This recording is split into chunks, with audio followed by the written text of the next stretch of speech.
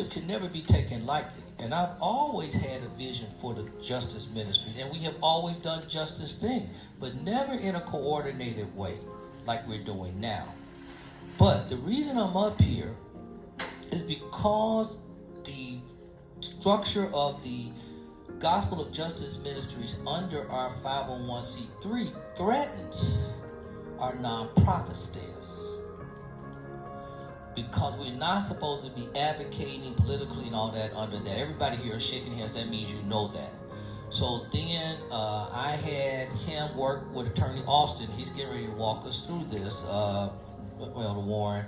And it's going to become a 501c4 corporation. So I had to announce, because that obviously, as Brian will be moving from director of the Gospel of Justice, obviously he will be the CEO over the Gospel of Justice Ministry. You can have justice without the gospel, but you can't have the gospel without justice. Because many of the justice activities have nothing to do with the gospel. You have people in justice who are atheists. So you can advocate justice interests with no interest in the gospel. But you cannot have the gospel without justice, whether you go to Micah, Isaiah, Habakkuk, all over the place. God is a God of justice. But what happens, and this came from my pastor, Bishop Razier, years ago. I would sit and talk with him. He would tell me that some of the ministers who were gospel ministers lost sight that our primary activity is the gospel. And he said they got so involved in the justice side, they forgot to preach Christ. I will never allow that to happen here.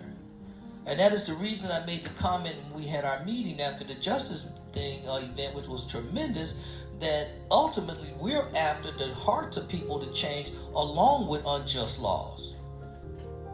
And in fact, if the truth be told, if hearts change, the laws will change. If truth be told. But we much advocate hard against, the terrible things that are going on in our society. So I'm saying that to y'all. We're doing this because this now becomes another arm of victory. It does not become victory. Where we now put this in such, and it's easy to do with all the injustices going on out here today, to lose sight of the prime purpose of your church. And it's happening all over America. So I want y'all to be clear. Note the language. It may further, the 501c4 may further its exempt purposes through lobbying as its primary activity without jeopardizing its exempt status. But it must never be the primary activity of Victory Apostolic Church.